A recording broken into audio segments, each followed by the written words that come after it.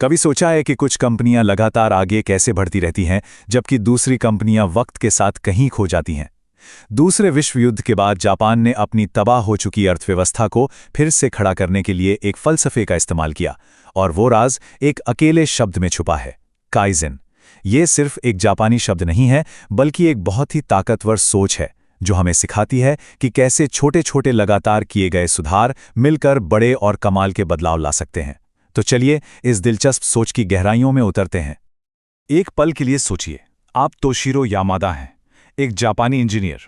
आप 25 साल बाद अमेरिका के उसी स्टील प्लांट में वापस जाते हैं जहां आपने कभी काम किया था। आप क्या देखने की उम्मीद करेंगे? शायद नई मशीनें, बेहतर तरीके, कुछ तो बदला होगा। लेकिन वहां पहुंचकर आप हैरान रह जाते हैं, क्योंकि कुछ भी नहीं बदला है। सब कुछ हूबहू वैसा ही है जैसा 25 साल पहले था। ये सिर्फ एक ऑब्जर्वेशन नहीं थी, ये एक बहुत बड़े सवाल की शुरुआत थी। और ये सवाल सिर्फ कंपनियों का नहीं है, ये हम सबका है। हम अपने काम में, अपनी आदतों में, अपनी जिंदगी में कैसे लगातार बेहतर हो सकते हैं? क्यों कुछ लोग हमेशा सीखते और आगे बढ़ते रहते हैं जबकि दूसरे एक ही जगह पर ठहरे हुए महसूस करते हैं?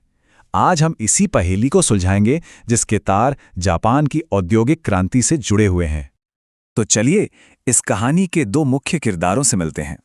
एक तरफ है अमेरिकी फैक्ट्री की सोच जो कहती है, देखो भाई, अगर कोई चीज टूटी नहीं है तो उसे ठीक करने की क्या जरूरत है। और दूसरी तरफ है जापानी काइज़ेन की सोच जो कहती है, नहीं, हमेशा हमेशा बेहतर करने का एक तरीका मौजूद होता है, चाहे चीजें आज कितनी भी अच्छी क्यों ना हो। इन दो बिल्कुल अलग दुनियाओं के बीच का जो फर्क है ना, उसके दिल में एक जापानी शब्द बसा है। एक ऐसा शब्द जिसने दुनिया के काम करने का नजरिया ही बदल दिया, काइज़ेन। ये हमें सिखाता है कि असली कामयाबी बड़े नाटकीय बदलावों से नहीं आती, बल्कि छोटे, लगातार और कभी ना खत्म होने वाले सुधारों से मिलती है। तो आखिर ये काइज़ेन है क्या? क्या ये कोई बहुत मुश्किल मैनेजमेंट की तकनीक है या सिर्फ एक अच्छा लगने वाला नारा? सच तो ये है कि ये इन दोनों से कहीं ज्यादा है। ये एक सोच है, एक जीने का तरीका है। आइए इसके बिल्कुल केंद्र में चलते हैं और इसकी ताकत को समझते हैं। काइज़ेन का सीधा सा मतलब है बेहतर के लिए बदलाव या लगातार सुधार। लेकिन इसकी असली ताकत इसके मतलब में नहीं, बल्कि इस बात में है कि ये जिम्मेदारी किसकी है। काइज़ेन में सुधार करना सिर्फ इंजीनियर या मैनेजर का काम नहीं है, ये हर किसी का काम है। कंपनी के सीईओ से लेकर असेंबली लाइन पर काम करने वाले सबसे नए कर्मचारी तक, हर कोई सुधार के लिए अपने विचार दे सकता है और बदलाव का हिस्सा बन सकता है। असली जादू यही है। काइज़ेन को एक बड़े से छाते की तरह सोचिए। ये कोई एक अकेली तकनीक नहीं है, बल्कि एक बड़ी सोच है जिसके नीचे मैनेजमेंट के कई अलग अलग सिस्टम और टूल्स आते हैं। ये एक बड़ा आइडिया है जो कई छोटे छोटे लेकिन असरदार आइडियाज को एक साथ लाता है और उन्हें एक ही दिशा में आगे बढ़ाता है। इस छाते के नीचे आपको कुछ जाने पहचाने नाम दिखेंगे, जैसे टोटल क्वालिटी कंट्रोल, जिसका मतलब है कि प्रोडक्ट की क्वालिटी की जिम्मेदारी सिर्फ आखिरी चेकिंग करने वाले की नहीं, बल्कि हर एक कर्मचारी की है। या जस्ट इन टाइम, यानी चीज़ों को तभी बनाना जब उनकी ज़रूरत हो, जिससे फालतू का सामान और लागत दोनों कम होते हैं। और सुझाव प्रणाली तो हर कर्मचारी को अपने आइडियाज़ बताने और सुधार की प्रक्रिया का हिस्सा बनने का मौका देती है। ये सब काइज़ेन के मूल सिद्धांत को लागू करने के अलग अलग तरीके ही तो हैं। अब हम काइज़ेन और पश्चिमी दुनिया के इनोवेशन के बीच के एक बहुत बड़े फर्क को समझते हैं। सवाल यह है कि कामयाबी छोटे लगातार कदमों से मिलती है या फिर बड़ी क्रांतिकारी छलांगों से? ये एक ऐसा बुनियादी सवाल है जो किसी भी कंपनी की पूरी कार्यशैली को तय कर देता है। ये स्लाइड इस फर्क को बिल्कुल साफ कर देती है। देखिए, बाईं तरफ है काइज़ेन। ये एक धीमी लेकिन लगातार चढ़ाई की तरह है, जहां हर कोई मिलकर छोटे छोटे सुधारों से आगे बढ़ रहा है। ये एक मैराथन है। और दाईं ओर है इनोवेशन, एक रॉकेट लॉन्च की तरह, एक बड़ा, महंगा और जोखिम भरा कदम जिसे कुछ गिने चुने एक्सपर्ट्स ही अंजाम देते हैं। ये एक स्प्रिंट की तरह है। काइज़ेन कहता है कि हर दिन सिर्फ 1% बेहतर होने से भी साल के अंत तक एक बहुत बड़ा बदलाव आ जाता है। यही काइज़ेन का दिल है। ये एक वादा है खुद से कि आज का दिन बीते हुए कल से बेहतर होगा, चाहे वो सुधार कितना ही छोटा क्यों ना हो। ये एक ऐसी संस्कृति बनाने के बारे में है जहां ठहराव को दुश्मन माना जाता है और सुधार को एक रोज की आदत, जैसे सांस लेना, उतना ही स्वाभाविक। और अब हम काइज़ेन के शायद सबसे क्रांतिकारी विचार पर आते हैं। ये एक ऐसा विचार है जो कामयाबी को मापने का तरीका ही बदल देता है। क्या हमें सिर्फ अंतिम नतीजे यानी मुनाफे या सेल्स के आंकड़ों पर ध्यान देना चाहिए, या फिर उस प्रक्रिया पर, उस रास्ते पर ध्यान देना चाहिए जो हमें वहां तक ले जाता है? ये एक ऐसा सवाल है जो सब कुछ बदल सकता है। यहां दो बिल्कुल अलग दुनियाएं हैं। बाईं तरफ है पश्चिमी सोच, जो अक्सर तिमाही नतीजों और मुनाफे पर टिकी होती है। मैनेजमेंट का काम कंट्रोल रखना और ये पक्का करना है कि टारगेट पूरे हों। और दाईं तरफ है काइज़ेन, जहां ध्यान इस बात पर है कि हम काम कैसे करते हैं, क्या हमारे तरीके सही हैं, क्या हम कुछ नया सीख रहे हैं। यहां मैनेजमेंट का काम अपनी टीम को सपोर्ट करना, उन्हें सिखाना और सुधार के लिए हिम्मत देना है। ये डायग्राम पूरी बात को बहुत आसान बना देता है। आर का मतलब है रिजल्ट यानी परिणाम, जैसे कि मुनाफा या बिक्री, और पी का मतलब है प्रोसेस यानी प्रक्रिया, हम उस परिणाम तक पहुंचते कैसे हैं। काइज़ेन का मानना है कि अगर आप अपनी प्रक्रिया यानी पी को लगातार सुधारते हैं, अपने लोगों को ट्रेनिंग देते हैं, बर्बादी कम करते हैं, अपने सिस्टम को बेहतर बनाते हैं, तो बेहतर परिणाम यानी आर अपने आप आएंगे। ये परिणाम के पीछे भागने के बजाय उत्कृष्टता के पीछे भागने जैसा है। देखिए, सिद्धांतों के बारे में बात करना एक बात है, लेकिन उन्हें असल जिंदगी में काम करते देखना बिल्कुल दूसरी। तो चलिए एक जापानी कंपनी मात्सुशिता की कैंटीन में चलते हैं और देखते हैं कि कैसे कुछ वेट्रेस ने इस फलसफे को सच कर दिखाया और एक छोटी सी लगने वाली समस्या का एक असाधारण समाधान निकाला। उनकी समस्या बहुत सीधी थी। बहुत सारी चाय की पत्ती बर्बाद हो रही थी। कोई भी मैनेजर शायद एक नया नियम बना देता या सबको डांटता, लेकिन इन वेट्रेस ने काइज़ेन का रास्ता चुना। उन्होंने एक टीम बनाई। उन्होंने हफ्तों तक डेटा इकट्ठा किया कि कौन सी टेबल पर कितने लोग बैठते हैं, वे कितनी चाय पीते हैं। उन्होंने पैटर्न्स ढूंढे और फिर एक बहुत ही सरल समाधान लागू किया। हर टेबल पर चाय की पत्ती की मात्रा को वहां बैठने वाले लोगों की आदतों के हिसाब से रखना। और इस छोटे से सोच समझकर किए गए प्रोसेस आधारित सुधार का नतीजा, चाय की पत्ती की खपत आधी हो गई, पूरे 50% की कमी। ये कोई छोटा मोटा सुधार नहीं था, ये एक बहुत बड़ा नतीजा था जो एक व्यवस्थित प्रक्रिया से निकला, न कि किसी के आदेश से। अच्छा, अब सोचिए, अगर ये कहानी अमेरिका या यूरोप में होती तो अगला सवाल क्या होता? यही ना कि उन वेट्रेस को कितना बड़ा बोनस मिला। आखिर उन्होंने कंपनी का इतना पैसा जो बचाया था, तो उन्हें इसका कोई बड़ा वित्तीय इनाम तो मिलना ही चाहिए था ना। जवाब आपको शायद हैरान कर दे। उन्हें शायद कोई बड़ा बोनस नहीं मिला। उनका असली इनाम था प्रेसिडेंशियल गोल्ड मेडल। ये पैसे के बारे में था ही नहीं, ये सम्मान के बारे में था। ये इनाम उनके नतीजे के लिए नहीं, बल्कि उनके प्रयास, उनकी सोच और उनकी प्रक्रिया को सम्मानित करने के लिए था। यही काइज़ेन संस्कृति का सार है, प्रक्रिया को पुरस्कार करना, ना कि सिर्फ परिणाम को। तो इस पूरे चर्चा से हमने क्या सीखा? यही कि काइज़ेन सिर्फ कुछ नियमों का सेट या टूल्स का एक बॉक्स नहीं है। ये एक मानसिकता है, एक संस्कृति है। ये सुबह उठकर ये सोचने का एक तरीका है कि आज मैं चीज़ों को कल से थोड़ा और बेहतर कैसे बना सकता हूँ। टोयोटा, जो काइज़ेन के लिए दुनिया भर में मशहूर है, इसका एक जीता जागता उदाहरण है। जरा सोचिए, एक ऐसी कंपनी जहां कर्मचारी हर साल 15 लाख सुझाव देते हैं और उनमें से 95% पर अमल भी किया जाता है। ये क्या दिखाता है? ये दिखाता है कि कंपनी अपने हर कर्मचारी की बात सुनती है, उन पर भरोसा करती है और उन्हें बदलाव लाने की ताकत देती है। आखिर में काइज़ेन मशीनों या प्रोसेस के बारे में नहीं है, ये लोगों के बारे में है। ये इस गहरे विश्वास के बारे में है कि हर इंसान में सुधार करने और योगदान देने की क्षमता होती है, चाहे उसका पद कुछ भी हो। ये हर किसी के अंदर छिपी हुई क्षमता को बाहर लाने और उसे सम्मान देने के बारे में है। तो ये पूरी बात हमें एक आखिरी सवाल पर लाके छोड़ देती है। अपने काम के बारे में सोचिए, अपनी आदतों के बारे में, अपनी जिंदगी के बारे में। वो कौन सी एक छोटी सी चीज़ है जिसे आप कल से थोड़ा बेहतर कर सकते हैं? क्योंकि काइज़ेन हमें यही सिखाता है कि बड़े बदलावों का सफ़र हमेशा एक छोटे से पहले कदम से ही शुरू होता है। कभी ये सोचा है कि कुछ कंपनियां हैं जो हमेशा ही सबसे आगे रहती हैं? ऐसा कैसे होता है? क्या वो कोई बहुत बड़ा साहसिक कदम उठाती हैं, या फिर इसकी वजह छोटे छोटे लगातार किए गए सुधारों की ताकत है? आज हम प्रगति के इन्हीं दो रास्तों, काइज़ेन और इनोवेशन की दिलचस्प दुनिया में गहराई से उतरने वाले हैं। तो सवाल ये है, असली तरक्की होती कैसे है? क्या धीमी और स्थिर चाल से रेस जीती जाती है, या फिर सारी कहानी स्पीड और धमाके की है? चलिए पता लगाते हैं कि कौन सा नजरिया असल में काम करता है। तो आज हम इन्हीं दो जबरदस्त तरीकों को समझेंगे। पहले हम देखेंगे कि ये दोनों रास्ते हैं क्या, फिर काइजन और इनोवेशन में फर्क जानेंगे।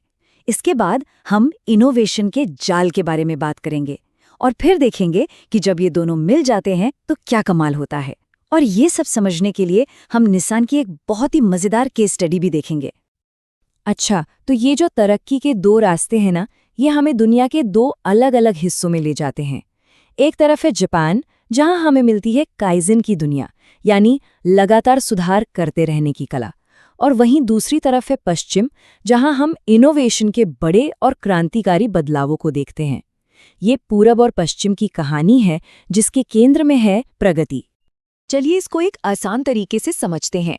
काइजन को एक मैराथन रनर की तरह सोचिए, जो एक ही स्पीड से मीलों तक दौड़ता रहता है, लगातार। वहीं इनोवेशन एक स्प्रिंटर है, जो पूरी ताकत के एक झोंके में फिनिश लाइन पार कर जाता है। दोनों ही बहुत पावरफुल हैं, लेकिन दोनों का खेल बिल्कुल अलग है। ठीक है, तो ये तो हो गई ऊपर ऊपर की बात। अब जरा इन दोनों तरीकों के बीच जो फर्क है, उसमें और गहराई से उतरते हैं और देखते हैं कि असल में ये एक दूसरे से कितने अलग हैं। ये टेबल देखिए, ये इन दोनों के बीच का फर्क बिल्कुल साफ कर देती है। काइजन यानी छोटे छोटे लगातार कदम, जिसमें कंपनी का हर एक इंसान शामिल होता है। ये एक टीम एफर्ट है। दूसरी तरफ है इनोवेशन, जो बड़े साहसिक कदमों पर फोकस करता है, और इसे अक्सर कुछ चुने हुए लोग यानी चैंपियंस या स्टार परफॉर्मर ही आगे बढ़ाते हैं। काइजन में किसी चीज को बनाए रखने और उसे बेहतर करने पर जोर होता है, जबकि इनोवेशन की सोच अक्सर होती है स्क्रैप एंड रीबिल्ड, यानी पुराने को हटाओ और नया बनाओ। काइजन में बहुत ज्यादा पैसे की जरूरत नहीं होती, लेकिन मेहनत और कोशिश लगातार चाहिए, जबकि इनोवेशन में बहुत बड़ा इन्वेस्टमेंट लगता है। और शायद सबसे बड़ा फर्क, काइजन प्रोग्रेस और कोशिशों को महत्व देता है, जबकि इनोवेशन का सारा ध्यान सिर्फ नतीजों पर होता है, मुनाफे के लिए। काइजन को ना एक खूबसूरत बगीचे की तरह सोचिए, जहां हर रोज थोड़ा पानी दिया जाता है, थोड़ी खाद डाली जाती है। बदलाव एक दिन में नहीं दिखते, लेकिन धीरे धीरे समय के साथ एक मजबूत हरा भरा बगीचा तैयार हो जाता है। ये सब्र और देखभाल का तरीका है। और दूसरी तरफ है इनोवेशन। ये बिल्कुल एक ज्वालामुखी जैसा है, जो लंबे समय तक शांत रह सकता है और फिर अचानक एक जोरदार धमाके के साथ फटता है और पूरे लैंडस्केप को, पूरे नज़ारे को हमेशा के लिए बदल देता है। ये नाटकीय है, शक्तिशाली है और बहुत ही रेयर है। लेकिन यहाँ एक पेंच है, सिर्फ इनोवेशन के भरोसे रहना एक बहुत बड़ा जाल हो सकता है। तरक्की को बनाए रखने के लिए सिर्फ बड़ी छलांगे लगाना ही काफी क्यों नहीं होता? चलिए इसका पता लगाते हैं। देखिए, इनोवेशन का सपना कुछ ऐसा दिखता है, एक परफेक्ट सीढ़ी। हर कदम एक बड़ी छलांग है, जो हमें हमेशा ऊपर और ऊपर ले जा रही है। ये तरक्की की एक बहुत सुंदर तस्वीर है ना? पर क्या ये सच है? असलियत में कहानी कुछ और ही है। सोचिए कि एक बहुत ही शानदार नई मशीन बनाई गई। ये एक बड़ी छलांग थी, लेकिन अगर उसकी देखभाल ना की जाए, उसका मेंटेनेंस ना हो, तो क्या होगा? समय के साथ वो धीरे धीरे खराब होने लगेगी, उसके पुर्जे घिस जाएंगे, टेक्नोलॉजी पुरानी हो जाएगी और हम तरक्की की सीढ़ी चढ़ने के बजाय धीरे धीरे नीचे फिसलने लगेंगे। तो मुद्दा ये है कि कोई भी सिस्टम कभी एक जगह नहीं रुकता। या तो वो बेहतर हो रहा है या फिर वो खराब हो रहा है। यहाँ तक कि सिर्फ अपनी जगह पर बने रहने के लिए भी लगातार कोशिश करनी पड़ती है। बिना मेहनत के गिरावट तो तय है। तो अगर सिर्फ इनोवेशन से काम नहीं चलता, तो फिर रास्ता क्या है? जवाब है दोनों दुनियाओं की सबसे अच्छी चीजों को एक साथ लाना। अब ये ग्राफ देखिए, ये सब कुछ साफ कर देता है। इनोवेशन आपको एक नई ऊंचाई देता है, एक नया स्टैंडर्ड सेट करता है। लेकिन फिर आता है काइजन का काम। वो उस नए स्टैंडर्ड को सिर्फ बनाए नहीं रखता, बल्कि उसे धीरे धीरे और भी ऊपर उठाता है, तब तक जब तक कि अगला इनोवेशन नहीं आ जाता। यही तरीका गिरावट को रोकता है और असली लंबे समय तक टिकने वाली तरक्की को जन्म देता है। सिर्फ थ्योरी की बातें बहुत हो गईं। चलिए अब देखते हैं कि ये सब असल दुनिया में कैसे काम करता है, और इसके लिए निसान मोटर कंपनी से बेहतर कोई उदाहरण नहीं है। ये 1970 और 80 के दशक की बात है, निसान के तोचिगी प्लांट ने जो किया वो कमाल था। उन्होंने रोबोटिक्स जैसे बड़े इनोवेशन में जबरदस्त निवेश किया। सोचिए, ऑटोमेशन रेट 98% तक पहुंच गया। लेकिन ये तो कहानी का सिर्फ एक हिस्सा था। उनकी ये सफलता असल में बड़े इनोवेशन और हजारों छोटे छोटे काइजन प्रयासों का एक शक्तिशाली कॉम्बिनेशन थी। निसान में काइजन पर कितना बारीक ध्यान दिया जाता था, ये जानकर हैरानी होगी। वो सबसे छोटी टाइम यूनिट जिस पर काम करते थे वो थी सिर्फ 0.6 सेकंड, मतलब लगभग उतना ही समय जितना किसी को अपना हाथ बढ़ाने या आधा कदम चलने में लगता है। कोई भी सुझाव, चाहे वो कितना भी छोटा क्यों ना हो, अगर वो इतना सा भी समय बचा सकता था तो उस पर गंभीरता से विचार किया जाता था। वहां के कल्चर को ये एक कोट बिल्कुल सही बताता है। निसान मोटर के एक मैनेजर नोरियो कोगुरे, उनके बॉस ने उनसे कहा था कि अगर तुम 6 महीने तक एक ही काम को बिल्कुल एक ही तरीके से करते रहोगे तो कोई तरक्की नहीं होगी। मतलब लगातार सुधार करना कोई अलग से करने वाला काम नहीं था, वो तो काम का हिस्सा ही था। और यही निसान की असली ताकत थी। काइजन सिर्फ मैनेजरों का काम नहीं था, ये एक शेयर्ड एफर्ट था।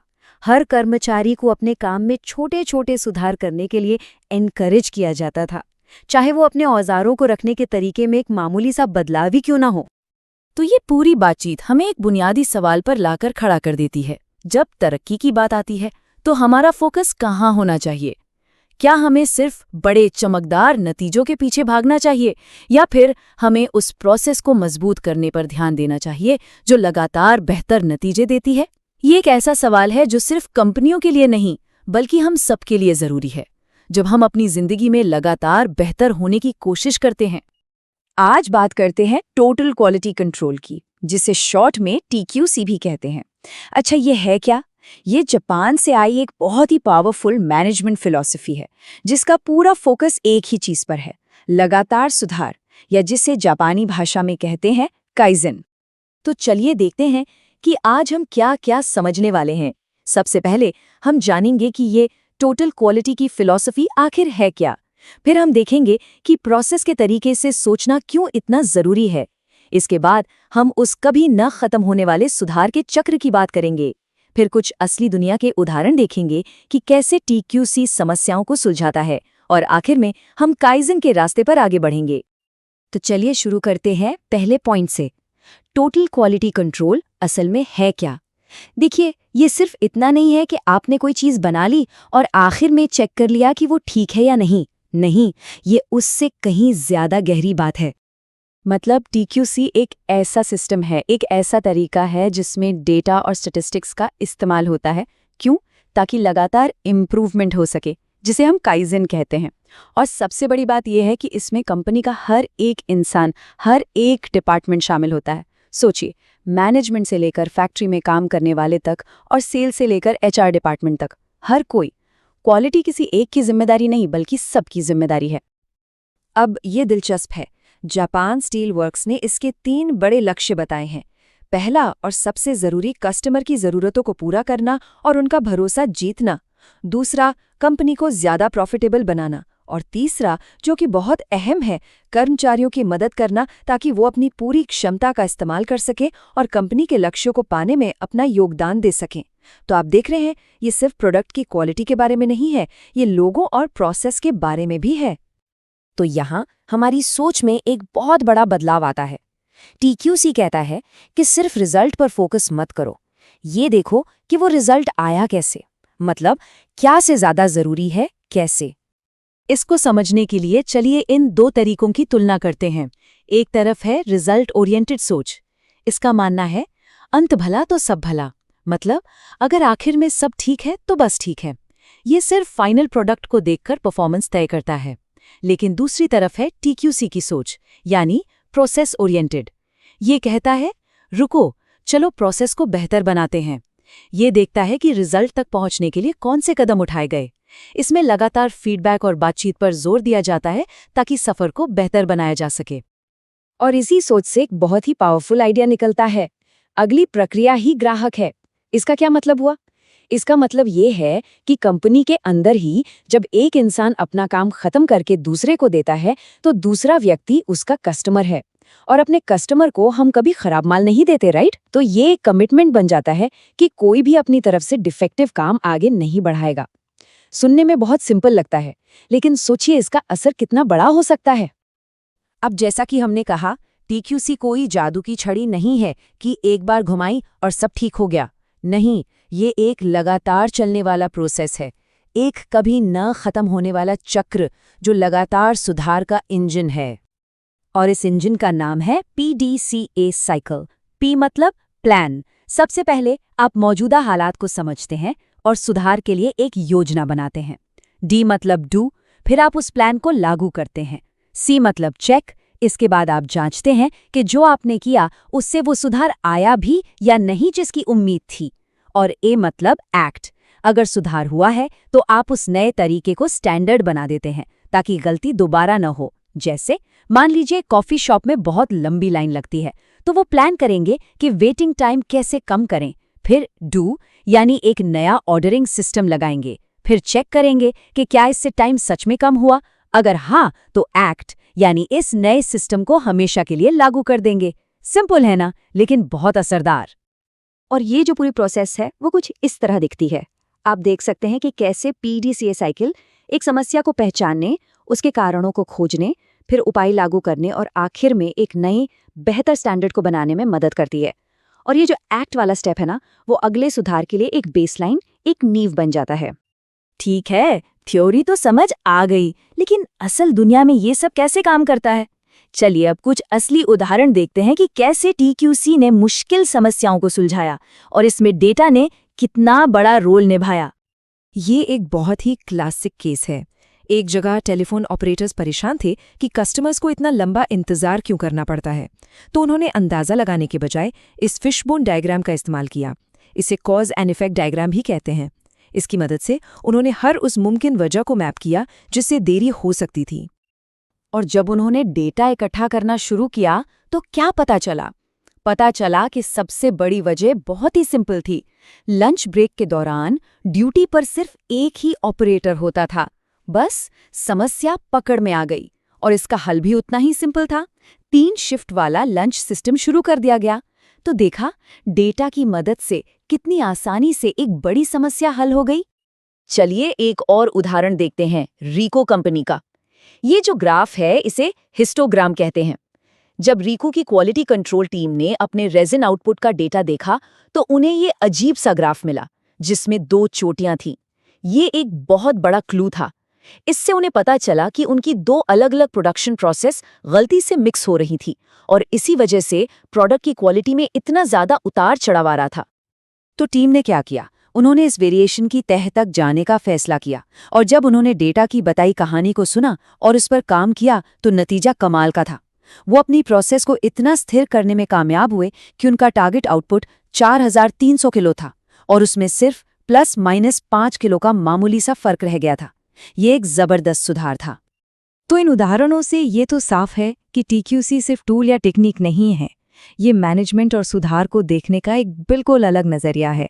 चलिए अब इसी पर थोड़ी और बात करते हैं। अक्सर लोग पूछते हैं कि जापानीज और वेस्टर्न अप्रोच में क्या फ़र्क है। ये टेबल इसे बहुत अच्छे से समझाती है।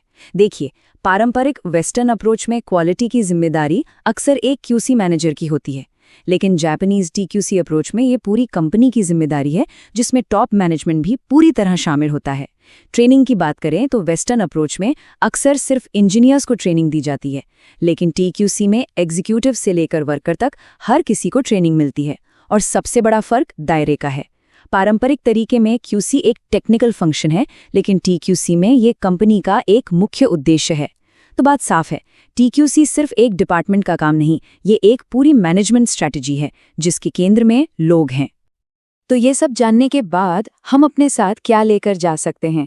ये हमें काइज़न और TQC की सबसे गहरी बात पर लाता है कि बड़े और क्रांतिकारी बदलाव अक्सर छोटे-छोटे लगातार किए गए सुधारों से ही आते हैं। और इसी सोच के साथ एक सवाल हम सबके लिए है, जिसे हम सोच सकते हैं कि वो कौन सा एक छोटा सा लगातार किया जाने वाला सुधार है जिसे आज से ही शुरू किया जा सकता है। कभी सोचा है कि टोयोटा और सोनी जैसी जापानी कंपनियां आखिर इतनी सफल हैं क्यों? मतलब क्या राज है इनका? असल में इसका एक बहुत बड़ा कारण है, एक बड़ा ही सरल लेकिन पावरफुल फिलॉसफी, काइज़ेन। आज हम इसी राज से पर्दा उठाएंगे, जो असल में लगातार होने वाले छोटे छोटे सुधारों की कहानी है। चलिए शुरुआत ही एक हैरान कर देने वाले फैक्ट से करते हैं। सोचिए, अगर किसी चीज में 100 रुपए लगाए जाएं और साल भर बाद 600 रुपए वापस मिलें, कैसा लगेगा? यकीन करना मुश्किल है ना? लेकिन निसान एमिकल ने अपने कर्मचारियों के आइडियाज को लागू करके ठीक यही कर दिखाया, पूरे 500% का सालाना रिटर्न। सवाल ये है कि ये चमत्कार हुआ कैसे? तो ये काइज़न आखिर है क्या? देखिए, ये कोई भारी भरकम बिजनेस टर्म नहीं है। ये तो कंटिन्यूअस छोटे छोटे इम्प्रूवमेंट्स की एक फिलॉसफी है, जिसमें सीईओ से लेकर फैक्ट्री फ्लोर पर काम करने वाले वर्कर तक सब शामिल होते हैं। इसको ऐसे समझिए, ये किसी ऊंचे पहाड़ पर एक ही झटके में चढ़ने की कोशिश नहीं है। नहीं, ये तो हर रोज एक छोटा सा सोचा समझा कदम आगे बढ़ाने जैसा है। और पता है क्या, धीरे धीरे आप चोटी पर पहुंच जाते हैं और शायद एहसास भी नहीं होता कि कितनी लंबी चढ़ाई पूरी कर ली। ये बड़े ड्रामेटिक बदलावों के बारे में है ही नहीं, बल्कि लगातार मिलने वाली छोटी छोटी जीतों के बारे में है। तो आगे हम क्या क्या देखने वाले हैं? सबसे पहले हम समझेंगे निरंतर सुधार की इस फिलॉसफी को। फिर देखेंगे काइज़न के 3 पिलर्स क्या हैं। काइज़न सिस्टम्स असल में काम कैसे करते हैं, इस पर भी बात होगी। और हाँ, इसमें लोगों की शक्ति क्या है, ये भी जानेंगे। हम देखेंगे कि ये सिर्फ असेंबली लाइन तक ही सीमित नहीं है, और आखिर में समझेंगे कि इसका असली निचोड़ क्या है। तो चलिए एक एक करके इन परतों को खोलते हैं। तो ठीक है, पहली परत से शुरू करते हैं। आखिर काइज़न का दिल, इसका कोर आइडिया क्या है? ये एक बहुत ही सरल सोच है कि धीमी और स्थिर चाल से ही रेस जीती जाती है। ये एक मैराथन है, कोई 100 मीटर की स्प्रिंट नहीं। यहाँ लगातार होने वाले छोटे छोटे सुधार जब वक्त के साथ जुड़ते जाते हैं ना, तो किसी भी बड़े और अचानक किए गए बदलाव से कहीं ज्यादा पावरफुल रिजल्ट्स देते हैं। ये शब्द अपने आप में ही पूरी कहानी कह देता है। काई का मतलब है बदलाव और ज़ेन का मतलब है अच्छा, यानी बेहतर के लिए बदलाव। लेकिन रुकिए, ये सिर्फ एक स्लोगन नहीं है, ये तो हर दिन हर चीज को देखने का एक नजरिया है और खुद से ये सवाल पूछने की आदत है कि इसे थोड़ा सा, बस थोड़ा सा और बेहतर कैसे बनाया जा सकता है। ये एक माइंडसेट है, एक ऐसी सोच जो कभी खत्म नहीं होती।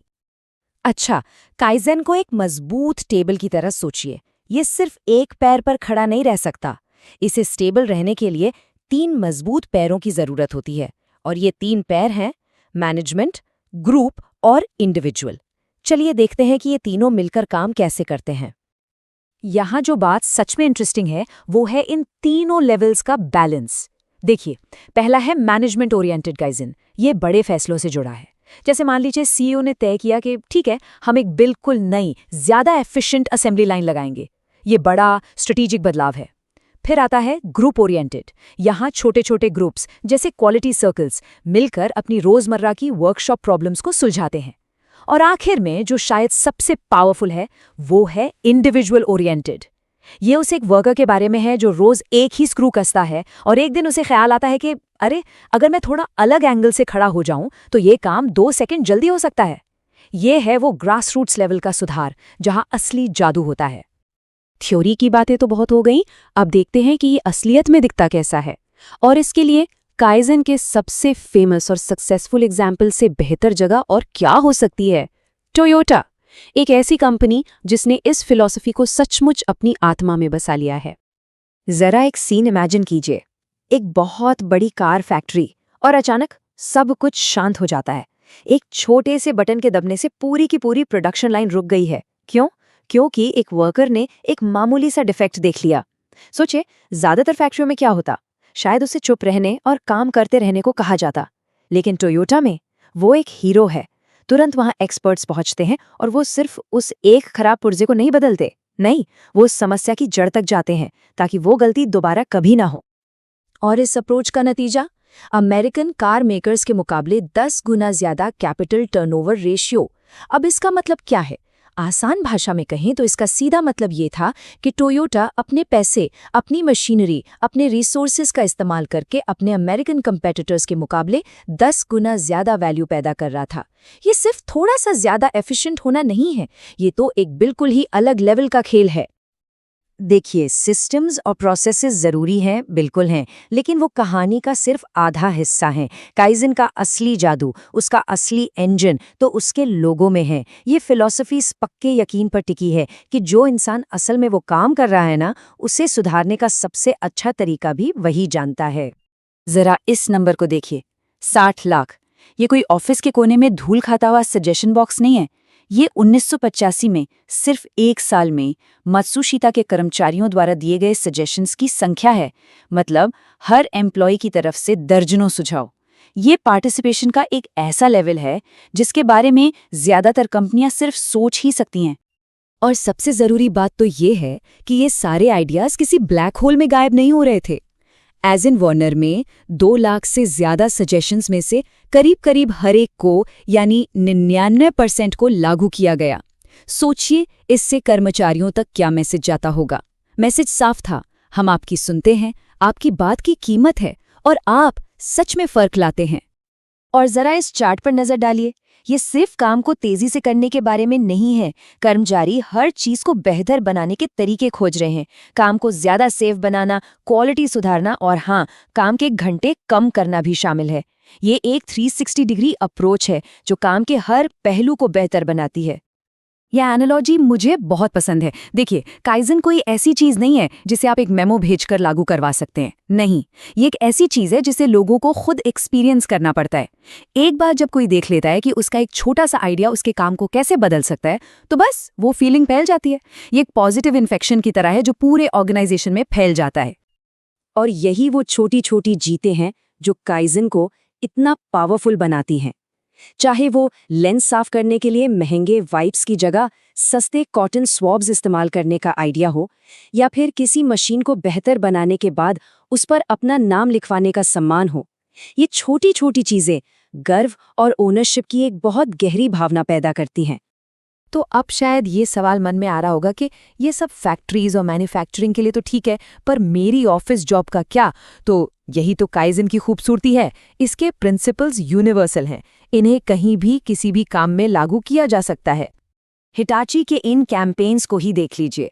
इनका मकसद सिर्फ प्रोडक्शन बढ़ाना नहीं था। नहीं, ये एक बेहतर वर्क प्लेस बनाने की कोशिश कर रहे थे। एक ऐसी जगह जहां लोग खुश हों, हेल्दी हों और एक दूसरे से ज्यादा कनेक्टेड फील करें, जहां कम्युनिकेशन बेहतर हो और मोरल हाई हो। और मजे की बात ये है कि वो ये सब करते हुए फन करने से भी नहीं डरते। बिजली बचाने के लिए लाइट स्विच पर डोरी लगाने से लेकर 43 किलोमीटर के वॉकेथॉन तक। मतलब ये इम्प्रूवमेंट को एक क्रिएटिव, एंगेजिंग और कभी-कभी थोड़ा हटके एडवेंचर बनाने के बारे में है। तो इन सब का मतलब क्या निकलता है? इन सारी कहानियों का, इन सारे नंबर्स का निचोड़ क्या है? ये सब आकर एक ही चीज पर रुकता है, मैनेजमेंट के रोल को पूरी तरह से नए सिरे से देखना। और ये एक बहुत बड़ा फंडामेंटल शिफ्ट है। देखिए, ज्यादातर वेस्टर्न बिजनेस मॉडल पैसे से शुरू होते हैं और पैसे पर ही खत्म होते हैं। काइज़न का फोकस लोगों से शुरू होता है और लोगों पर ही खत्म होता है। इसकी बुनियाद इस गहरे यकीन पर है कि अगर आप अपने लोगों और उनके काम करने के माहौल का ख्याल रखेंगे तो पैसा अपने आप आएगा। फोकस प्रोसेस पर है, सिर्फ रिजल्ट पर नहीं। तो इस फिलॉसफी में मैनेजर एक बॉस से ज्यादा एक माली बन जाता है। उसका काम आइडियाज के बीज बोना नहीं है, उसका काम है एक ऐसी उपजाऊ जमीन तैयार करना, एक ऐसा माहौल बनाना जहां कर्मचारियों के दिमाग में जो आइडियाज के बीज पहले से हैं वो पनप सकें, बढ़ सके। ये सपोर्ट करने के बारे में है, ऑर्डर देने के बारे में नहीं। और ये हमें इस आखिरी और सबसे दमदार सवाल पर लाकर छोड़ देता है कि अगर सुधार के लिए सबसे अच्छे आइडियाज उन्हीं लोगों के पास हैं जो असल में वो काम कर रहे हैं, तो फिर एक मैनेजर का असली रोल क्या है? शायद ये कंट्रोल करने के बारे में कम और लोगों को एम्पावर करने के बारे में ज्यादा है। और शायद यही काइज़न का असली और सबसे गहरा सबक है। नमस्कार। कभी सोचा है कि कुछ कंपनियां लगातार साल दर साल बेहतर कैसे होती जाती हैं, जबकि बाकी कंपनियां बस जहां हैं वहीं अटकी रहती हैं? आज हम इसी के पीछे की मैनेजमेंट प्रणाली यानी काइज़न को समझने वाले हैं। और हाँ, ये सिर्फ निरंतर सुधार या कंटीन्यूअस इंप्रूवमेंट का कोई भारी भरकम शब्द नहीं है। ये तो एक पूरी सोच है, एक पूरा सिस्टम है जो किसी भी बिजनेस को चलाने का तरीका बदल सकता है। तो चलिए इसकी गहराई में उतरते हैं। तो आज हम इस सफर में क्या क्या देखने वाले हैं?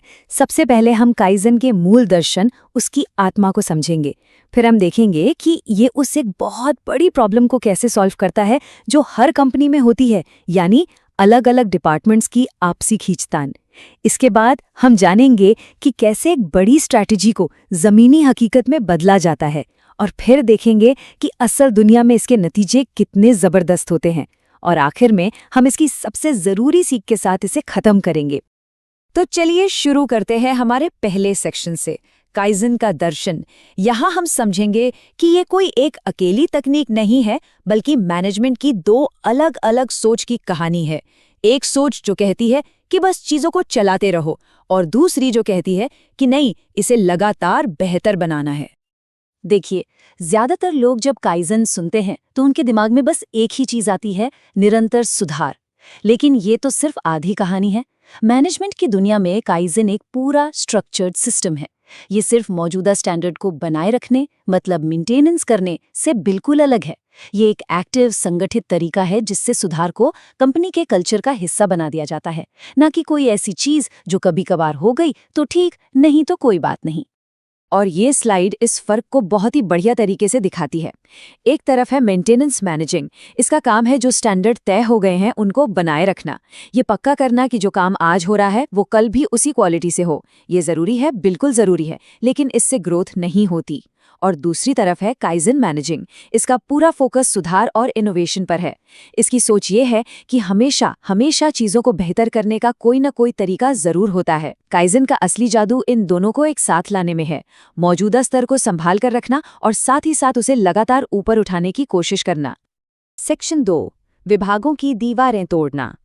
तो अब जब हम काइजन की इस दोहरी सोच को समझ गए हैं, तो चलिए देखते हैं कि ये उस एक बहुत बड़ी समस्या को कैसे हल करता है जो लगभग हर बड़ी कंपनी में होती ही होती है, डिपार्टमेंट्स के बीच की अंदरूनी लड़ाई। जरा इस सिचुएशन को इमेजिन कीजिए, शायद आपने इसे अपनी कंपनी में देखा भी हो। इंजीनियरिंग डिपार्टमेंट महीनों लगाकर एक शानदार प्लान बनाता है और फिर उसे प्रोडक्शन डिपार्टमेंट की तरफ फेंक देता है कि लो, अब इसे बनाओ। प्रोडक्शन वाले उसे देखकर कहते हैं, अरे ये तो बन ही नहीं सकता। और फिर शुरू होता है ब्लेम गेम, एक दूसरे पर आरोप लगाना। हर कोई अपने डिपार्टमेंट के लक्ष्यों की रक्षा कर रहा होता है, लेकिन कंपनी का जो असली लक्ष्य है वो कहीं पीछे ही छूट जाता है। नतीजा क्या होता है? काम में देरी, लागत का बढ़ना और कर्मचारियों के बीच फ्रस्ट्रेशन। इस स्लाइड में जो विजुअल कॉन्ट्रास्ट है वो सच में कमाल का है। बाईं ओर जो आप देख रहे हैं वो एक टूटी हुई सीधी लाइन वाली प्रक्रिया है, जहां काम एक डिपार्टमेंट से दूसरे डिपार्टमेंट में टकराव के साथ जाता है। ये झगड़े का मॉडल है। काइजन का लक्ष्य इसे दाईं ओर दिखाए गए मॉडल में बदलना है, जहां प्रक्रिया एक पहिए की तरह गोल है। यहाँ डिपार्टमेंट्स एक दूसरे के साथ मिलकर काम करते हैं, फीडबैक लगातार एक से दूसरे के पास जाता रहता है और हर कोई एक ही गाड़ी को आगे बढ़ा रहा होता है। लेकिन सवाल यह है कि ये बदलाव होता कैसे है? इसका जवाब है क्रॉस फंक्शनल मैनेजमेंट। ये सुनने में थोड़ा भारी शब्द लगता है, पर इसका मतलब बहुत सिंपल है। डिपार्टमेंट्स को उनकी दीवारों से बाहर निकालकर एक कॉमन गोल पर काम करने के लिए मजबूर करना। कल्पना कीजिए कि इंजीनियरिंग और प्रोडक्शन दोनों का लक्ष्य सिर्फ अपना अपना काम करना नहीं है, बल्कि 3 सबसे जरूरी लक्ष्यों को पूरा करना है: क्वालिटी, कॉस्ट और शेड्यूलिंग, यानी समय पर डिलीवरी, जैसा कि टोयोटा में होता है। अब डिजाइन इंजीनियर सिर्फ एक सुंदर डिजाइन नहीं बना रहा है, वो ये भी सोच रहा है कि इसे कम से कम लागत में और बेहतरीन क्वालिटी के साथ कैसे बनाया जा सकता है। इसी को असली टीम वर्क कहते हैं। सेक्शन 3, नीति को लागू करना। तो ठीक है, क्रॉस फंक्शनल मैनेजमेंट टीमों को एक साथ काम करने के लिए प्रेरित करता है, लेकिन उन्हें किस दिशा में काम करना है, ये कैसे पक्का किया जाए कि जो विजन टॉप मैनेजमेंट का है वही एक्शन फैक्ट्री के फ्लोर पर काम कर रहे कर्मचारी का भी हो? यहीं पर काइजन का दूसरा स्तंभ यानी पॉलिसी डिप्लॉयमेंट काम आता है। ये जो कोट है ना, ये सब कुछ कह देता है। जब एक एयरलाइन का प्रेसिडेंट कहता है कि सेफ्टी हमारा लक्ष्य है, तो ये सिर्फ एक नारा है। ये हकीकत तब बनता है जब हर पायलट, हर मैकेनिक और हर केबिन क्रू के पास उसे सच करने के लिए एक ठोस एक्शन प्लान हो। पॉलिसी डिप्लॉयमेंट वही सिस्टम है। ये कंपनी के बड़े बड़े लक्ष्यों को हर एक कर्मचारी के लिए छोटे मापने लायक कामों में बदलने की प्रक्रिया है, ताकि हर कोई सिर्फ हाँ में हाँ ना मिला रहा हो, बल्कि असल में उस लक्ष्य के लिए काम कर रहा हो। कंस्ट्रक्शन के उपकरण बनाने वाली एक बहुत बड़ी कंपनी है कोमात्सु। वो इसका एक बेहतरीन उदाहरण है। यहाँ ये प्रक्रिया सिर्फ हवा में नहीं होती बल्कि बहुत ठोस है। जैसा कि हम देख सकते हैं, ये प्रेसिडेंट की वार्षिक नीति वाली एक नोटबुक से शुरू होता है। ये एक विजन है। फिर प्लांट मैनेजर उस विजन को अपने प्लांट के लिए कुछ खास लक्ष्यों में बदलता है। इसके बाद डिपार्टमेंट के मैनेजर उन लक्ष्यों को और भी छोटे कॉन्क्रीट कामों में तोड़ते हैं। और आखिर में सबसे जरूरी कदम, हर एक कर्मचारी अपने सुपरवाइजर के साथ बैठकर ये तय करता है कि वो पर्सनली इन लक्ष्यों में कैसे अपना योगदान देगा। इस तरह से एक बड़ी स्ट्रैटेजी संगठन के हर एक इंसान के काम का हिस्सा बन जाती है। सेक्शन 4 काइजेन एक्शन में। अच्छा, ये सब सुनने में तो बहुत अच्छा लगता है, team work, alignment, action plan, लेकिन क्या ये सच में काम करता है? चलिए अब कुछ ठोस नतीजों पर एक नज़र डालते हैं। टॉपी इंडस्ट्रीज को लेते हैं जो गाड़ियों के पार्ट्स बनाती है। उन्होंने काइजेन से जुड़ा एक सिस्टम लागू किया जिसे टोटल प्रोडक्टिव मेंटेनेंस कहते हैं। मतलब ये कि मशीनों की देखभाल सिर्फ मेंटेनेंस टीम का काम नहीं है, बल्कि जो उन्हें चला रहे हैं उन ऑपरेटरों का भी है। सिर्फ इस एक बदलाव से उनके उपकरणों के खराब होने की घटनाओं में 81% की जबरदस्त कमी आई। जरा सोचिए, इसका उनकी प्रोडक्टिविटी पर कितना बड़ा असर हुआ होगा। और असर बिल्कुल साफ था। जब मशीनें बार बार खराब नहीं हो रही थीं और बिना रुके चल रही थीं, तो उसी पहल ने उनकी लेबर प्रोडक्टिविटी में सीधे सीधे 32% की बढ़ोतरी कर दी। मतलब कम रुकावट का सीधा मतलब है ज्यादा प्रोडक्शन। और कहानी यहीं खत्म नहीं होती। जरा इस चार्ट को देखिए। उन्होंने खराब प्रोडक्ट्स बनाने की लागत में 55% की कमी देखी, जिसका मतलब है कि कम गलतियां हो रही थी और पैसे बच रहे थे। और उन्होंने अपने इन्वेंट्री टर्नओवर में 50% की बढ़ोतरी देखी। आसान शब्दों में कहें तो उनका माल गोदाम में धूल नहीं खा रहा था, बल्कि तेजी से बिक रहा था। ये सिर्फ नंबर नहीं है, ये एक हेल्दी और एफिशिएंट बिजनेस के साइन हैं। सेक्शन 5 मुख्य सार। तो हमने समस्या देखी, काइजेन के दो तरफा समाधान को समझा और इसके प्रभावशाली नतीजों को भी देखा। इन सब के बाद वो एक सबसे ज़रूरी बात क्या है जो हमें हमेशा याद रखनी चाहिए? तो सबसे जरूरी बात यह है, काइजेन सिर्फ सुधार की फिलॉसफी नहीं है, ये एक शक्तिशाली इंजन है जो पूरी कंपनी को अलाइन करता है। ये डिपार्टमेंट्स को हॉरिजॉन्टली यानी अगल बगल में और मैनेजमेंट के हर लेवल को वर्टिकली यानी ऊपर से नीचे तक एक साथ लाता है, ताकि टॉप मैनेजमेंट से लेकर फ्रंट लाइन वर्कर तक हर कोई एक ही रस्सी को एक ही दिशा में और एक ही समय पर खींचे। इसी को संगठनात्मक संरेखण यानी ऑर्गेनाइजेशनल अलाइनमेंट की असली ताकत कहते हैं। और आखिर में इस पूरी प्रणाली का लक्ष्य एक ऐसा कल्चर बनाना है जहां हर कर्मचारी को अपने काम पर नाज हो। जब हर कोई क्वालिटी, कॉस्ट और डिलीवरी के लिए खुद को जिम्मेदार महसूस करता है, तो वो सिर्फ एक पुर्जा नहीं बना रहा होता, वो उस फाइनल प्रोडक्ट में अपनी जान डाल रहा होता है। और तब इस सवाल का जवाब जो मात्सुशिता के एक प्लांट में पूछा गया था, क्या आप अपने बनाए प्रोडक्ट को खरीदने में गर्व महसूस करते हैं? इसका जवाब एक जोरदार और दिल से निकला हुआ हाँ होता है। कभी सोचा है कि कुछ कंपनियां लगातार बेहतर कैसे होती जाती हैं, जबकि दूसरी बस वहीं की वहीं रह जाती हैं? इसका जवाब ना अक्सर एक जापानी सोच में छिपा होता है, जिसे कहते हैं काइजेन। तो आज हम इसी के बारे में बात करने वाले हैं कि कैसे छोटी छोटी मामूली लगने वाली दिक्कतों को बड़ी कामयाबी में बदला जा सकता है। चलिए शुरू करते हैं। तो चलिए शुरुआत एक कहानी से करते हैं। एक यंग मैनेजमेंट कंसल्टेंट था। जापान के प्रोडक्टिविटी सेंटर में 5 साल काम करने के बाद वो अमेरिका लौटा। पूरे जोश से भरा हुआ अपने पहले क्लाइंट से मिलने पहुंचा। वो रेवलॉन जापान के ऑफिस में था, लेकिन वहां उसके साथ कुछ ऐसा हुआ जिसने उसके काम करने के तरीके को हमेशा के लिए बदल दिया। जैसे ही उस कंसल्टेंट ने अमेरिकी जनरल मैनेजर के ऑफिस में कदम रखा और अपनी बात शुरू ही की थी कि जापान में आपकी समस्याओं के बारे में, मैनेजर ने उसे बीच में ही टोक दिया और एकदम फ्लैट आवाज में कहा, जापान में हमारी कोई समस्या नहीं है, बस। मीटिंग वहीं खत्म। ये अचानक सा, थोड़ा रूखा सा जवाब असल में 2 अलग-अलग कारोबारी संस्कृतियों के बीच की एक बहुत बड़ी दरार को दिखाता है। देखिए, बात यह है कि किसी को भी ये मानना पसंद नहीं है कि उसके पास कोई समस्या है। समस्या शब्द सुनते ही ना ऐसा लगता है जैसे कोई अपनी गलती या कमजोरी मान रहा हो, और भला कौन चाहेगा कि उसे समस्या की वजह माना जाए। तो यहाँ सबसे जरूरी बात यह है कि लफ्ज यानी कि शब्द बहुत मायने रखते हैं। समस्या को अवसर कहना सिर्फ शब्दों का खेल नहीं है, बल्कि यह सोच में एक फंडामेंटल बदलाव है। तो सवाल ये उठता है कि अगर हम समस्याओं के बारे में बात करने से ही कतराते हैं, तो आखिर सुधार करेंगे कैसे? और बस यहीं पर काइज़न की सोच काम आती है। ये समस्याओं को देखने का एक बिल्कुल नया नजरिया है, उन्हें गलतियों की तरह नहीं, बल्कि आगे बढ़ने के मौकों की तरह देखना। काइज़न का मतलब ही है बेहतर के लिए बदलाव या लगातार सुधार। इसमें रातों रात बड़े बड़े बदलाव करने की बात नहीं होती, बल्कि ये उन छोटे छोटे कदमों के बारे में है जो धीरे धीरे मिलकर बहुत बड़े नतीजे देते हैं। और सबसे खास बात, इसमें कंपनी का हर एक इंसान शामिल होता है, सीईओ से लेकर असेंबली लाइन के वर्कर तक। यहां एक बड़ा ही दिलचस्प जापानी शब्द है, वारुसका केगन। इसका मतलब है ऐसी छोटी छोटी चीजें जो पूरी तरह से सही नहीं हैं। जरा सोचिए, एक मशीन से आती हल्की सी अजीब आवाज, या कोई ऐसा काम जिसमें थोड़ा सा ज्यादा समय लग रहा हो। ये कोई बड़ी आफत नहीं है अभी के लिए, लेकिन काइज़न कहता है कि इन्हें पहचानना और इनके बारे में बताना बहुत जरूरी है, इससे पहले कि ये छोटी सी चीज एक बड़ा डिजास्टर बन जाए। इस नजरिए की ताकत इस नंबर में दिखती है। एक तोकाई रिका प्लांट में कर्मचारियों ने एक साल के अंदर 534 ऐसी छोटी मोटी गड़बड़ियों की रिपोर्ट की। सोच के देखिए, अगर इन पर ध्यान ना दिया जाता तो कितनी बड़ी बड़ी समस्याएं खड़ी हो सकती थीं। ये तरीका समस्याओं को आने के बाद ठीक करने से ज्यादा उन्हें पैदा ही ना होने देने पर जोर देता है।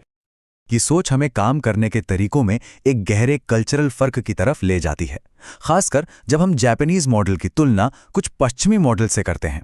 तो चलिए देखते हैं कि दोनों में क्या फर्क है। यहां हमें एक साफ अंतर दिखता है। पश्चिम में अक्सर विभागों के बीच के मुद्दों को एक कॉन्फ्लिक्ट या संघर्ष की तरह देखा जाता है, जहां हर कोई अपने इलाके की हिफाजत कर रहा होता है। मैनेजमेंट और कर्मचारियों के रिश्ते में भी एक टकराव हो सकता है। वहीं जापानी अप्रोच जो है वो सहयोग पर जोर देता है।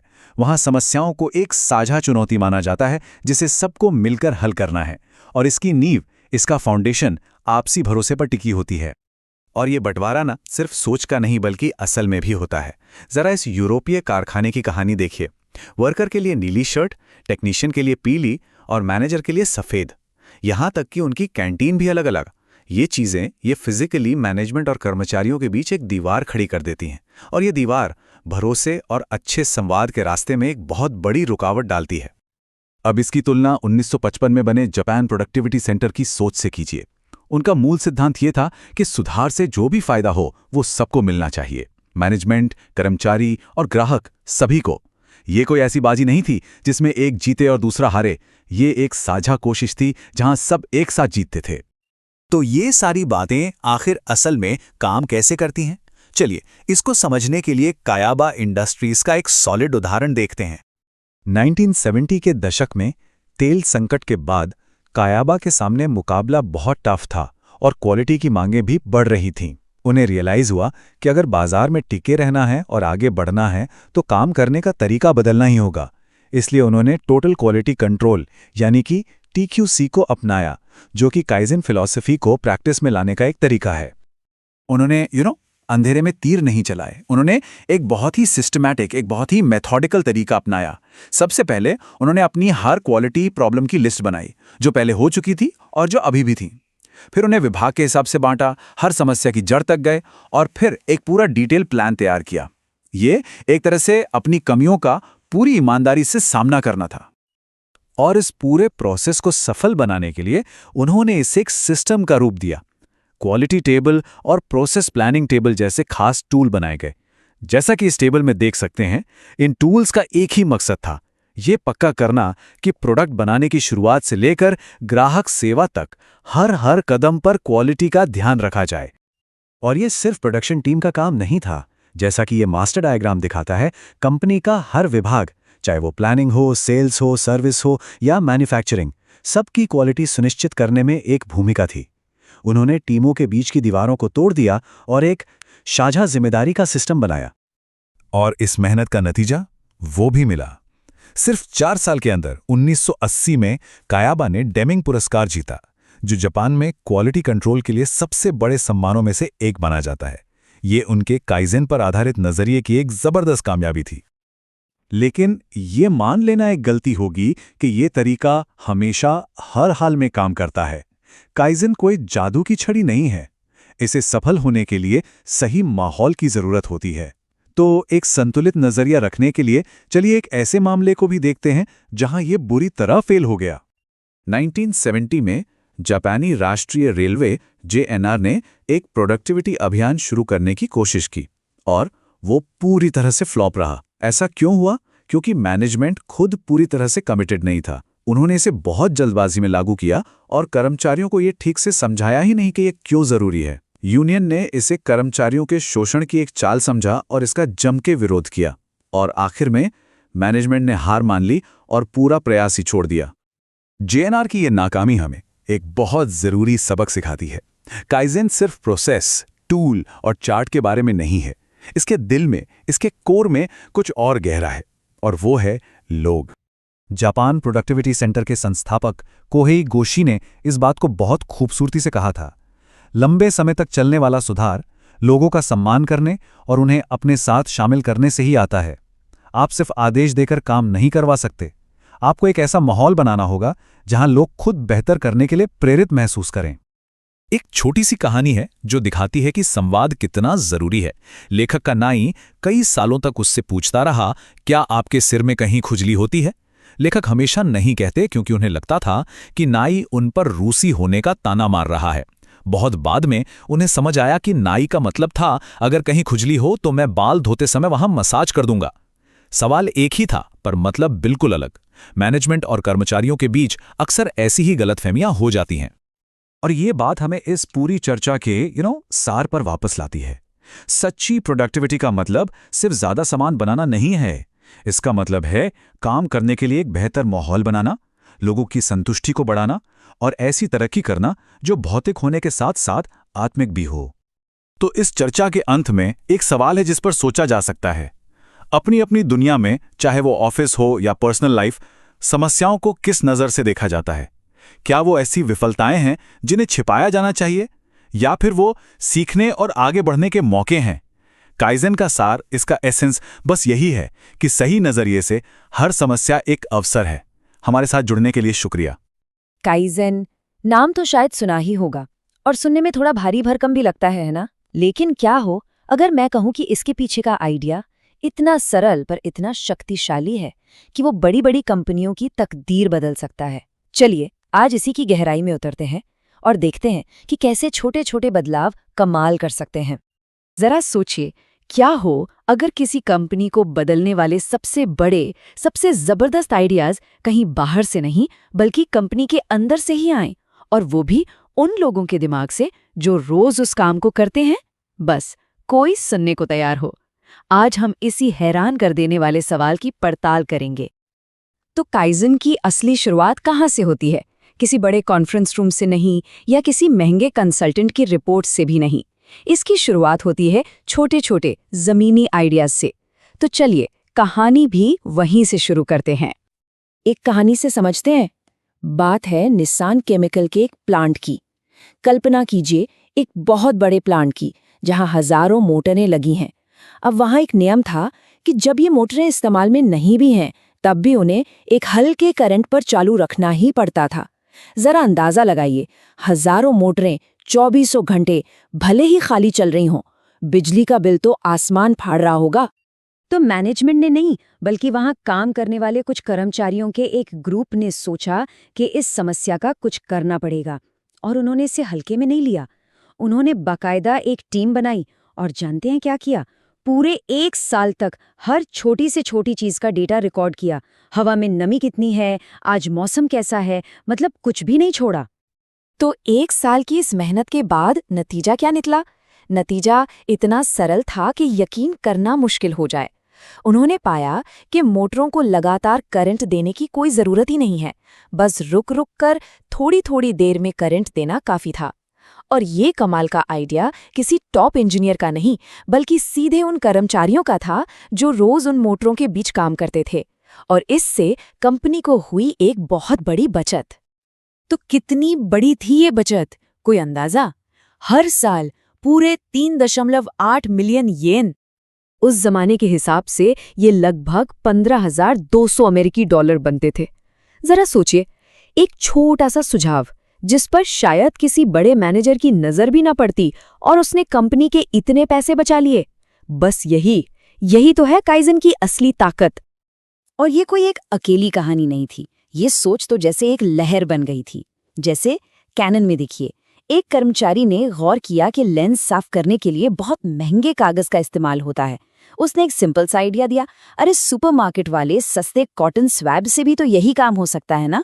और नतीजा, काम वही, लागत बहुत कम। या फिर टोयोटा की बात करें, जहां सिलाई मशीन ऑपरेटर पहले एक ही जगह बैठे रहते थे।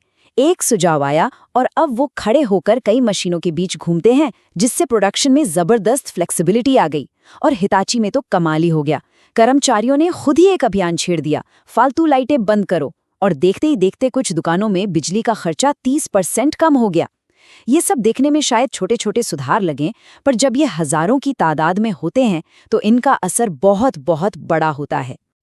तो ये तो साफ है कि छोटे छोटे विचार बहुत शक्तिशाली हो सकते हैं। लेकिन सवाल ये है कि एक दो नहीं बल्कि ऐसे हजारों आइडियाज को कंपनी बढ़ावा कैसे दे। मतलब एक अकेले अच्छे आइडिया को एक पूरे सिस्टम में कैसे बदला जाए। चलिए अब इसे समझते हैं। कैनन का सिस्टम इसका एक बेहतरीन उदाहरण है। देखिए, सब कुछ कितना सिंपल रखा गया है। कोई कर्मचारी है, उसे एक आइडिया आया, वो बस एक छोटे से फॉर्म पर उसे लिख देता है। फिर उसका जो सुपरवाइजर है वो अक्सर उसी दिन उसे देख लेता है। अगर आइडिया छोटा और असरदार है तो इंतजार कैसा, उसे तुरंत लागू कर दिया जाता है। और अगर आइडिया थोड़ा बड़ा है या ज्यादा विभागों से जुड़ा है तो वो आगे की प्रोसेस में चला जाता है। अलग अलग कमिटियां उसे देखती हैं। मतलब ये पक्का किया जाता है कि कोई भी अच्छा आइडिया सिस्टम में कहीं खो ना जाए और उसे पहचान जरूर मिले। तो सवाल उठता है कि कर्मचारी आखिर किस तरह के सुझाव देते हैं। निसान का ये डेटा बड़ा दिलचस्प है। लगभग आधे सुझाव यानी करीब 48% तो सीधे सीधे एनर्जी और रिसोर्स बचाने पर होते हैं, ठीक वैसे ही जैसे हमने मोटर वाले उदाहरण में देखा। बाकी के सुझाव काम करने के तरीकों को बेहतर बनाने और मरम्मत जैसे दूसरे खर्चों को कम करने के बारे में होते हैं। मतलब साफ है, कर्मचारी कंपनी के हर पहलू के बारे में सोच रहे हैं। और यहीं पर इस पूरे सिस्टम की आत्मा बसती है। जैसा कि इस कोट में कहा गया है कि अगर आप चाहते हैं कि आपके कर्मचारी सिर्फ हाथ पैर चलाने वाले ना हों बल्कि सोचने वाले कर्मचारी बने, तो मैनेजमेंट को सिर्फ सुनना नहीं होगा बल्कि जिम्मेदारी भी लेनी होगी।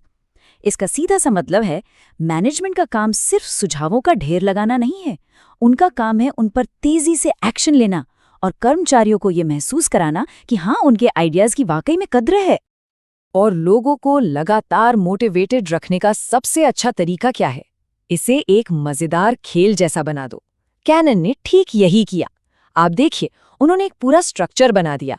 हर सुझाव को एक ग्रेड मिलता है और हर ग्रेड के साथ जुड़ा है एक कैश अवार्ड।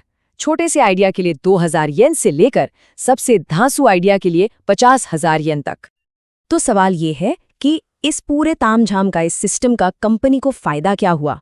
ये आंकड़ा आपको हैरान कर देगा।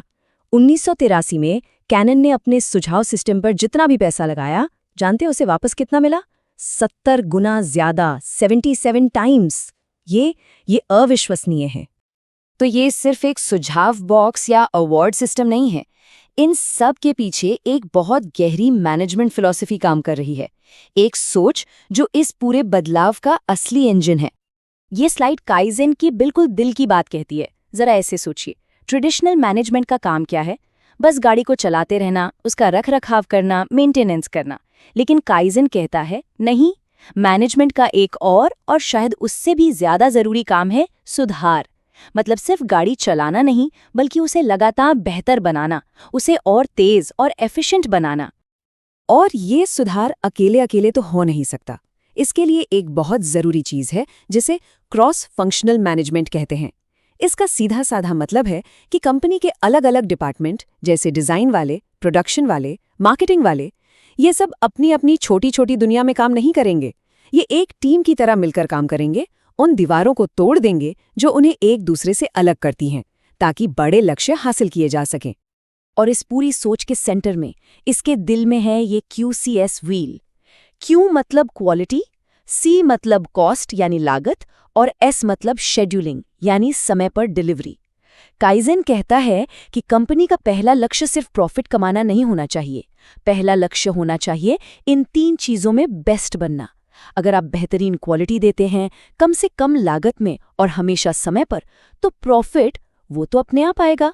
प्रॉफिट एक नतीजा है, लक्ष्य नहीं।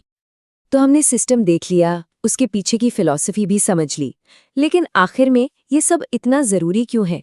क्या ये सिर्फ पैसा बचाने का एक और फैंसी तरीका है? नहीं, इसका असर इससे कहीं ज़्यादा गहरा और कहीं ज़्यादा इंसानी है। ये स्लाइड 2 अलग-अलग दुनियाओं की तस्वीर खींचती है। एक तरफ है टिपिकल अमेरिकी स्टाइल वाला सुझाव सिस्टम, जिसका पूरा फोकस होता है आर्थिक फायदे पर। तुम हमें आइडिया दो, हम तुम्हें पैसा देंगे, बात खत्म। और दूसरी तरफ है काइज़न। यहाँ जोर पैसे पर नहीं, बल्कि मनोबल पर है। यहाँ फोकस इस बात पर है कि कर्मचारियों को भागीदारी का एहसास हो, उन्हें लगे कि उनकी आवाज़ सुनी जा रही है, कि वो कंपनी का एक अहम हिस्सा है। ये सिर्फ जेब भरने के बारे में नहीं, बल्कि दिल जीतने के बारे में है। तो काइज़न का असली अंतिम लक्ष्य क्या है? एक ऐसी कंपनी बनाना, एक ऐसा कल्चर बनाना जहां कर्मचारी सिर्फ अपने हाथों से काम ना करें, बल्कि अपने दिमाग से भी करें। जहां हर एक इंसान एक सोचने वाला कर्मचारी हो, जो हर रोज ये सोचे कि मैं अपने काम को और बेहतर कैसे बना सकता हूं। ये अपने लोगों को ताकत देने, उनके ज्ञान और अनुभव का सम्मान करने की फिलॉसफी है। तो आज की ये सारी बातचीत हम इसी एक सवाल पर खत्म करते हैं। जरा सोचिए, अपनी जिंदगी में, अपने काम में, अपने घर में वो कौन सा छोटा सा सुधार है जो बिल्कुल आंखों के सामने है, पर हम उसे देख नहीं पा रहे। क्या पता उस एक छोटे से बदलाव का इंतजार ही हो रहा हो।